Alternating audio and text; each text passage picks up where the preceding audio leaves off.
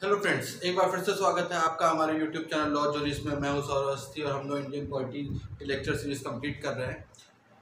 आज हम लोग अपने दूसरे लेक्चर पर हैं और दूसरा लेक्चर जो है वो हमने बताया था जैसे हम बेसिक्स ऑफ पॉलिटी पढ़ेंगे। बेसिक्स क्या क्या है, चलिए शुरू करते हैं। पहली बात आती है कॉन्स्टिट्यूशन। हमारे देश का कॉन्स्टिट्यूशन कैसा है?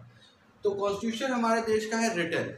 दो तरह के होते हैं, रिटन, नॉन रिटन। तो हमारे देश का जो कॉन्स्टिट्यूशन है वो रिटन है। अगर बात करें कि नॉन रिटन, जहाँ का कॉन्स्टिट्यूशन लिखा नहीं गया है अभी तक, वो कौन सा देश है? हमेशा बात आती है यूनाइटेड किंगडम। और ये भी हम बात करते हैं कि ये हमारा विश्व का सबसे बड़ा संविधान है। हमारे देश का सबसे बड़ा कॉन्स्टिट्यूशन, रिटन कॉन्स्टिट्यूशन जो है वो हमारे इंडिया का है। उसके बाद हम बात करते हैं कि ये है क्या। Supreme law of the nation, मतलब हमारे देश का जो सबसे बड़ा लॉ होगा, जिसके द्वारा पूरा देश संचालित होगा, वो है हमारा constitution. It is the supreme law of the nation. उसके बाद और बात करें, it makes the government work, मतलब ये सरकार को काम कैसे करना है, सरकार कैसे बनेगी, सरकार को काम कैसे करना है, वो हमारा कॉन्स्टिट्यूशन ही बताता है। बात करें कॉन्स्टिट्यूशनलिज्म के बारे में, ये क्या होता है? संविधान होना होता क्या है? संविधान अगर किसी देश में बनाया जाता है तो वो होता क्या है? संविधान एक किसी देश में है तो क्या मतलब है कि उसके देश में संविधान है, उस देश में संविधान है। तो बात करी जाए, जहाँ संविधान होता है, जहाँ कॉन्स्टिट्यूशन होता है, वहाँ रूल ऑफ लॉ होता है। मतलब ये बात सामने आती है कि ये देश कानून से चलेगा, मतलब यहाँ पर जो सुप्रीमेसी होगी वो कानून की होगी, लॉ की होगी।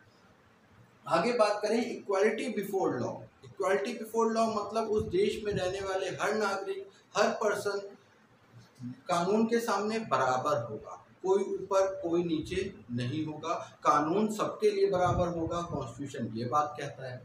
उसके बाद क्या है? Limits the power of government, मतलब ये सरकार की पावर को लिमिटेड कर देता है। मतलब सरकार एब्सोल्यूट पावर गेन नहीं करेगी, सरकार के पास एब्सोल्यूट पावर नहीं होगी, सरकार की पावर भी लिमिटेड होगी।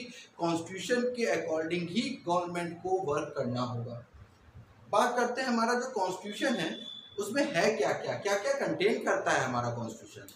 तो हम बात करते हैं, इसमें 22 पार्ट्स हैं, 395 आर्टिकल्स हैं और 12 स्केड्यूल्स हैं। हमारा जो कॉन्स्टिट्यूशन है वो बेसिकली, अगर उसका हम लोग स्ट्रक्चर समझें तो उसमें 22 पार्ट्स हैं। उन 22 पार्ट्स में 395 आर्टिकल्स हैं और 395 आर्टिकल्स के 22 पार्ट्स और 395 आर्टिकल्स होने के अलावा इसमें 12 स्केड्यूल्स भी हैं। ठीक है, क्लियर है इतनी बात? आगे बढ़ते हैं कि ऑर्गन्स ऑफ गवर्नमेंट। हमारे देश में जो गवर्नमेंट है उसके कितने ऑर्गन्स होंगे? पहली बात एग्जीक्यूटिव, दूसरा लेजिस्लेचर, तीसरा जुडिशरी। मतलब लेजिस्लेचर का काम होता है कानून बनाना, मतलब लॉ को बनाना, टू मेक लॉ। लेजिस्लेचर का काम है टू मेक लॉ। एग्जीक्यूटिव क्या करती है? एग्जीक्यूटिव का काम होता है टू इम्प्लीमेंट लॉ, उस कानून को लागू करना, देश में एडमिनिस्ट्रेशन करना, उस देश में कानून के अकॉर्डिंग कानून को लागू करना, कानून के अकॉर्डिंग एडमिनिस्ट्रेशन करना। उसके बाद आती है जुडिशरी। जुडिशरी का काम क्या है? It protects the law. हमने पढ़ा कि हमारे देश में कानून सर्वोपरि है, हमारे देश में रूल ऑफ लॉ है। तो रूल ऑफ लॉ है तो 3 ऑर्गन्स गवर्नमेंट के बताए मैंने। लेजिस्लेचर वो लॉ बनाती है, एग्जीक्यूटिव लॉ को इम्प्लीमेंट कराती है और जुडिशरी लॉ को प्रोटेक्ट करती है। आगे बात करते हैं लेजिस्लेचर। हमारे देश में लेजिस्लेचर 2 लेवल पर है, union legislature and state legislature. मतलब एक सेंट्रल गवर्नमेंट है जो लॉस बनाती है for the whole of the nation, और पर्टिकुलर स्टेट्स में स्टेट गवर्नमेंट है जो उस स्टेट के लिए लॉस बनाती है। तो यूनियन गवर्नमेंट की बात करें तो यूनियन गवर्नमेंट हमारा यूनियन लेजिस्लेचर की बात करें तो यूनियन लेजिस्लेचर हमारा पार्लियामेंट है। और पार्लियामेंट के 2 बॉडीज हैं, 2 वहाँ पर हाउसेस हैं, हमें पता है।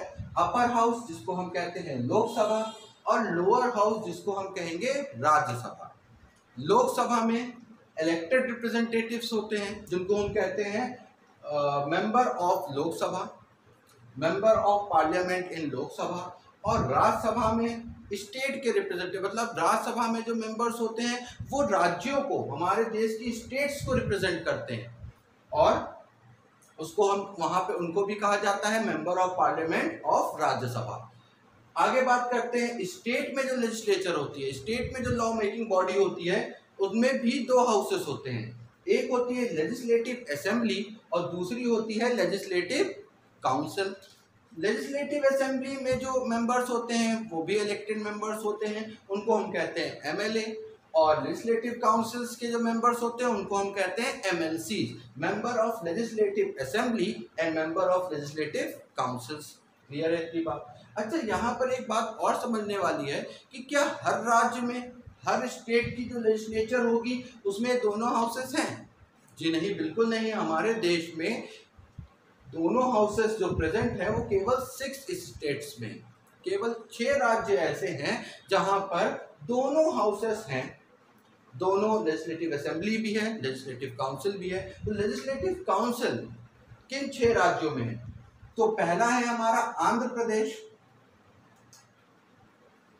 दूसरा है आंध्र प्रदेश से अलग हुआ एक स्टेट तेलंगाना, उसके बाद उत्तर प्रदेश एंड बिहार।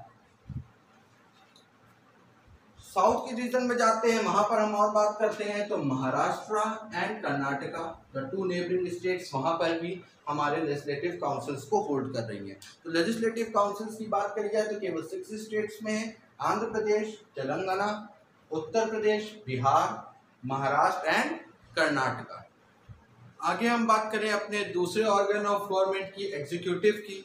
एग्जीक्यूटिव का काम है लॉज को इम्प्लीमेंट करना, और एग्जीक्यूटिव भी बेसिकली 2 तरह के एग्जीक्यूटिव्स होते हैं। पहला है पॉलिटिकल एग्जीक्यूटिव, वो लोग जो पॉलिटिकली चुन के आए हुए हैं, जैसे हमारा प्राइम मिनिस्टर एग्जीक्यूटिव का पार्ट है, president and council of ministers, ये हमारे पॉलिटिकल एग्जीक्यूटिव पार्ट है। और आगे बात करें दूसरा है एडमिनिस्ट्रेटिव एग्जीक्यूटिव, जिसमें हमारे डिफरेंट एडमिनिस्ट्रेटिव सर्विसेज के पर्सन्स होते हैं, आईएएस, आईएएस, आईएफएस, ये सारे हमारे एडमिनिस्ट्रेटिव एग्जीक्यूटिव का पोर्शन कवर करते हैं। तो एग्जीक्यूटिव बेसिकली 2 पार्ट में है, political executive and administrative executive. तीसरे ऑर्गन की बात करें, जुडिशरी की बात करते हैं, तो जुडिशरी बेसिकली हमारे देश में जो जुडिशरी है उसमें 3 लेवल्स हैं। मतलब हमारे देश का जो सुपर मोस्ट कोर्ट है वो है हमारा सुप्रीम कोर्ट ऑफ इंडिया, उसके बाद हमारे देश में हाई कोर्ट्स हैं डिफरेंट स्टेट्स में, और उसके बाद हमारे आते हैं सब ऑर्डिनेट कोर्ट्स जो हमारे सुप्रीम कोर्ट और हाई कोर्ट्स के अंडर में काम करते हैं, हाई कोर्ट्स और सुप्रीम कोर्ट से नीचे होते हैं। तो हमारे देश की जो पॉलिटी है उसके बेसिक्स के बारे में हमने आज समझा। आई होप आप लोगों को लेक्चर समझ में आया होगा, आप लोगों को लेक्चर पसंद भी आया होगा। तो प्लीज़ हमारे इस वीडियो को, इस लेक्चर को लाइक करिए, और अभी तक अगर आप लोगों ने हमारे चैनल को सब्सक्राइब नहीं किया है तो प्लीज़ हमारे चैनल को सब्सक्राइब करिए, ताकि आप इस लेक्चर सीरीज के साथ बने रहें, आपको अगले वीडियोस टाइमली मिलते रहें। आप बेल आइकन भी प्रेस कर सकते हैं, प्रेस करिए उसे, ताकि आप लोगों को पता चलेगा कि हमारा इस सीरीज़ का अगला लेक्चर आ चुका है। टाइम टू टाइम हम लेक्चर्स डालते रहेंगे। पहला लेक्चर हमारा था जिसमें हमने सिलेबस कवर कर लिया, दूसरे लेक्चर में हमने बेसिक्स बस पढ़ दिए हैं, बेसिक्स को समझ लिया है कि हमारे देश की पॉलिटी का बेसिक्स है क्या, ठीक है, कॉन्स्टिट्यूशन क्या है, कॉन्स्टिट्यूशन का स्ट्रक्चर क्या है, गवर्नमेंट के ऑर्गन्स क्या हैं, इनको हमने समझ लिया है। आगे हम बढ़ेंगे और historical background of Indian polity समझेंगे कि हमारे देश का हिस्टोरिकल बैकग्राउंड था क्या। उसमें हम लोग डिफरेंट काउंसिल एक्ट्स के बारे में पढ़ेंगे, इंडियन काउंसिल एक्ट्स के बारे में पढ़ेंगे, गवर्नमेंट ऑफ इंडिया एक्ट्स के बारे में पढ़ेंगे, और उसमें क्या क्या बातें निकल के आई उसको हम डिटेल में पढ़ने वाले हैं। तो हमारे इस वीडियो को ज़रूर लाइक करिए और सब्सक्राइब करिए। Thank you.